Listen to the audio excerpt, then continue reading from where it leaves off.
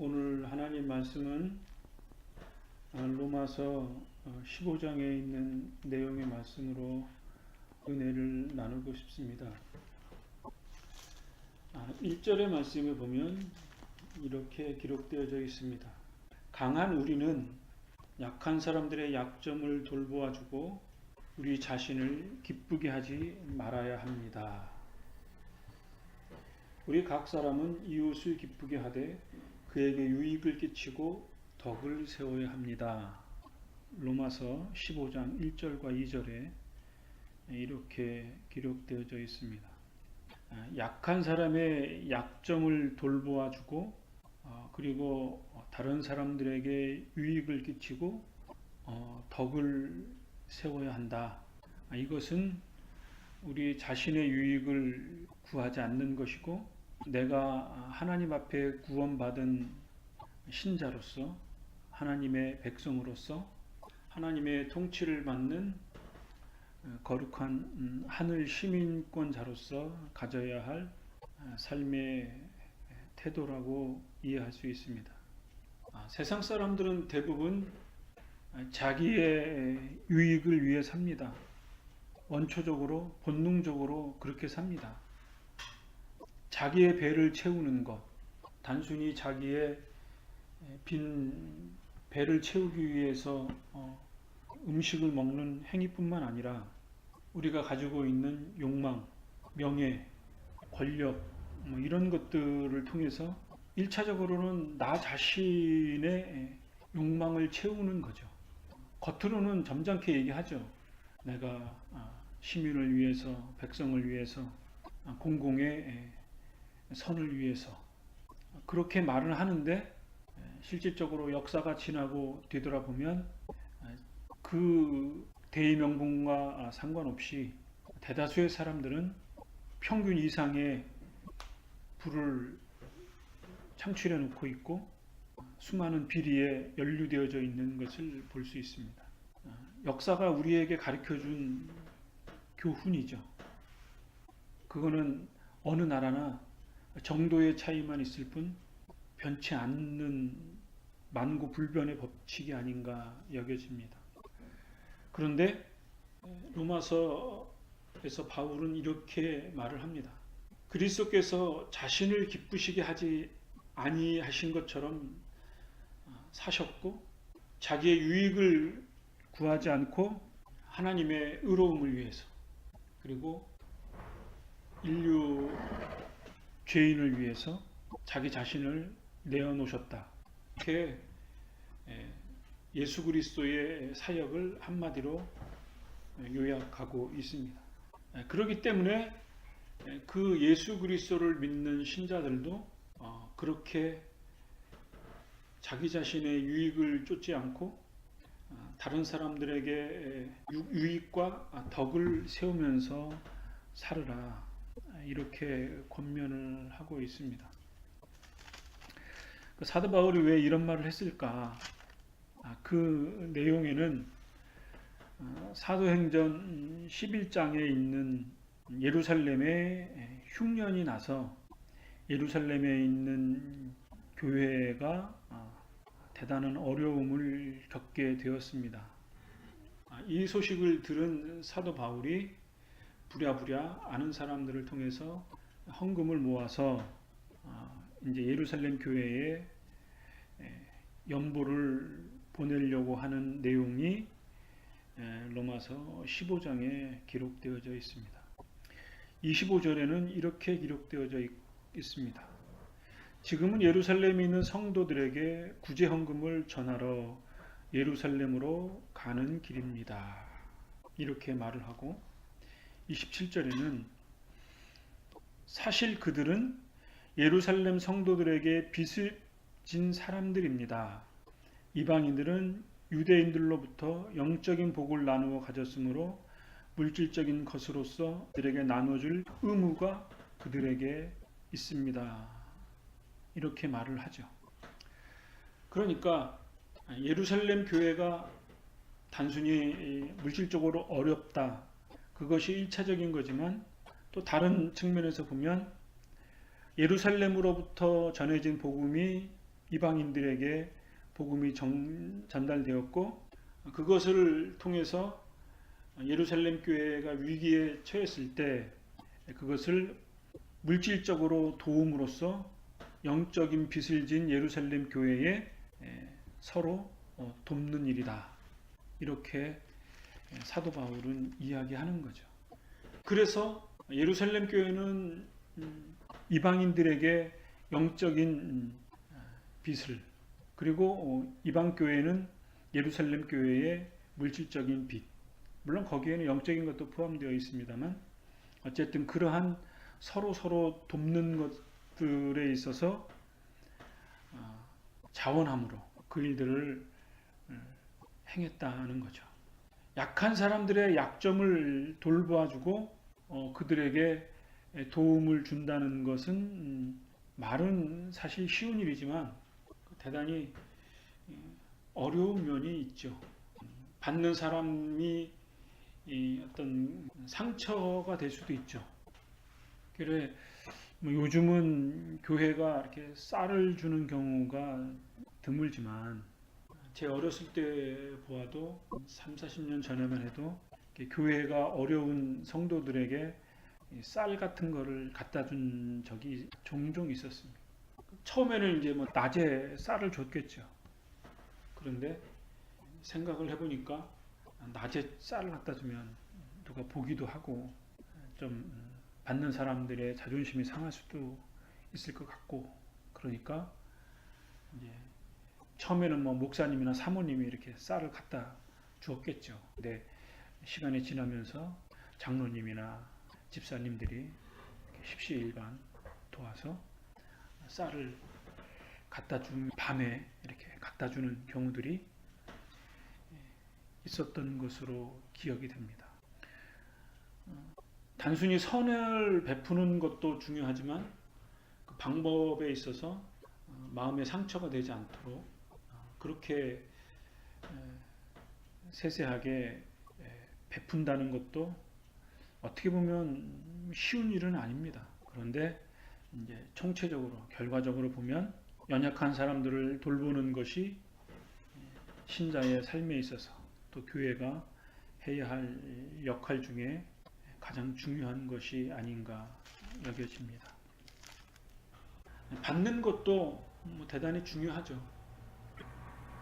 내가 어려운 그 상황을 인지하고 다른 사람들이 나에게 호의를 베풀 때 자존심이 강한 사람들은 또는 그런 그 선행을 선한 마음으로 받지 않고 직설적으로 표현하면 뭐 내가 거지야, 그거 안 먹으면 죽어, 그렇게 생각할 수도 있겠죠. 그런데 다른 사람들의 호의를 베푸는 그 선한 행위에 대해서 그 마음을 받는 사람 입장에서도 충분히 헤아리고, 그래 내가 지금은 어렵지만 그런 아름다운 호의를 감사함으로 받고 또 뭐 위기를 넘겨서 나중에 내가 여유가 생기면 다른 사람들에게 유익을 줄 수도 있는 거니까. 세상 일이라는 거는 그렇게 언제든지 상황이 바뀔 수 있는 거니까 이러한 넓은 마음으로 우리가 선도 베풀고 또 선도 받아들일 수 있는 그러한 그 넉넉한 마음, 그런 것들도 우리에게 필요할 줄로 압니다. 어쨌든 예루살렘 교회가 대단히 어려운 환란의 경제적인 어려움이 있었을 때 그것을 사도 바울을 중심으로 해서 이방 교회가 도울 수 있었던 아름다운 모습, 또 그것을 예루살렘 교회가 수용해서 그 어려운 환경을 극복해낼 수 있었던 아름다운 초대교회의 모습이 있었습니다. 뭐 이러한 아름다움과 비교해 본다면 현대의 이런 교회 구조는 작은 교회에서 이런저런 이유로 인해서 큰 교회로 이렇게 이동하는 그러한 교회적 현상이 80년대, 90년대 지금까지도 이루어지고 있는데 이제 그때는 뭐 작은 개척교회들이 많이 이렇게 생겨지는 반면에 지금은 이제 개척교회들이나 미자립 교회들이 점점점 없어지는 그러한 현상들이 돼서 지금 이 시점에서는 큰 교회로 더 이상 위치 이동까지도 안 되는 그러한 한국 교회의 어떤 그런 현상들이 있는 것을 볼 수 있습니다. 그 내면에는 그런 것도 있죠.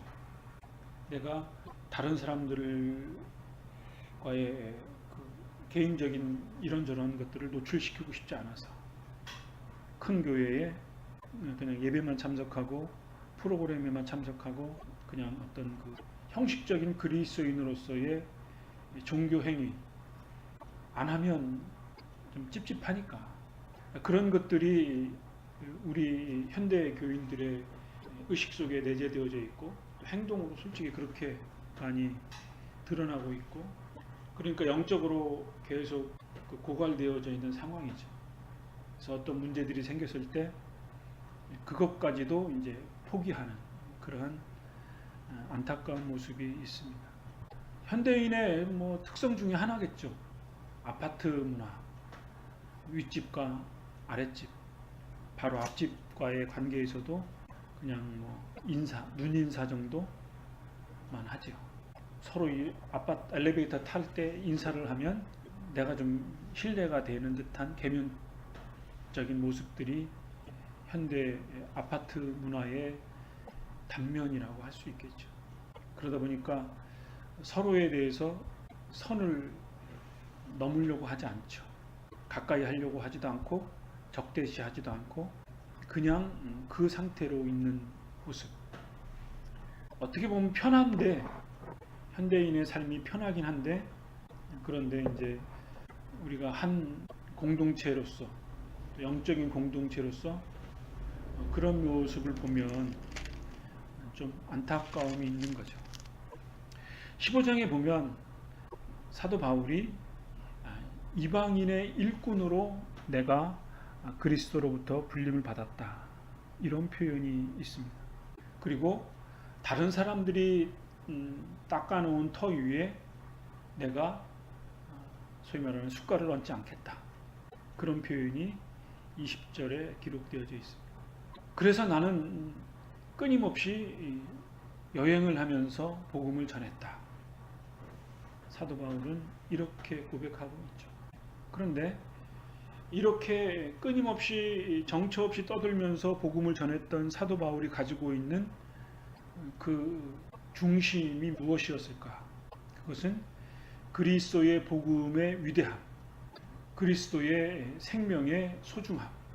그것을 내가 입으로 전하지 않고서는 내가 화를 당할 것 같은 그러한 복음 전함의 간절함이 사도 바울 속에 흘러 넘치는 거죠.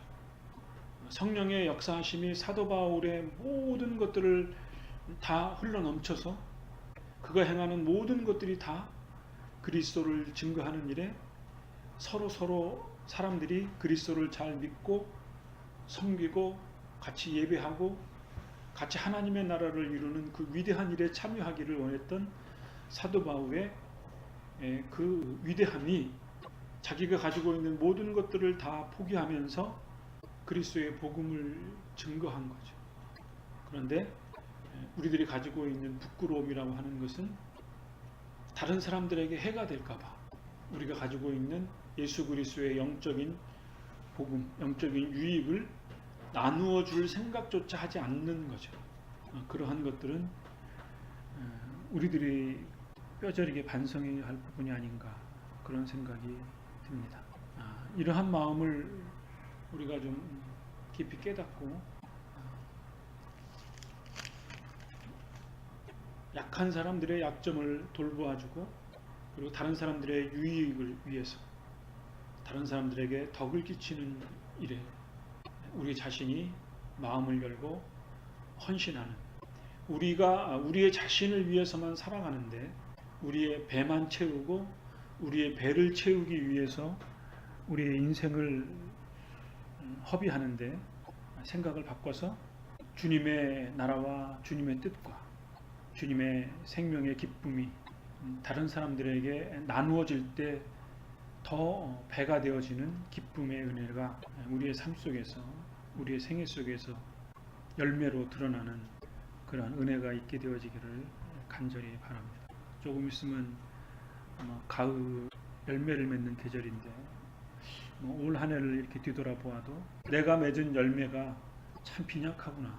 올해처럼 정말 엄청 덥거나 또 열매를 맺을 때 태풍이 와서 열매들이 다 떨어지거나 또는 썩어서 추수할 수 없는 그런 빈약한 올 한 해를 살지 않았나. 우리의 생애가 그렇지 않은가 한번 되돌아볼 수 있는 한 주간. 그러한 마음으로 우리가 더 깨어서 우리의 자신을 기쁘게 하지 않고 주님의 나에게 주신 은혜만큼 그 은혜를 다른 사람들에게 유익을 끼치고 덕을 세워가는 나 자신과 우리의 가정과 우리의 몸된 교회의 공동체가 되어지기를 다 같이 힘쓰는 한 주간이 되어지기를 간절히 바랍니다. 기도하겠습니다.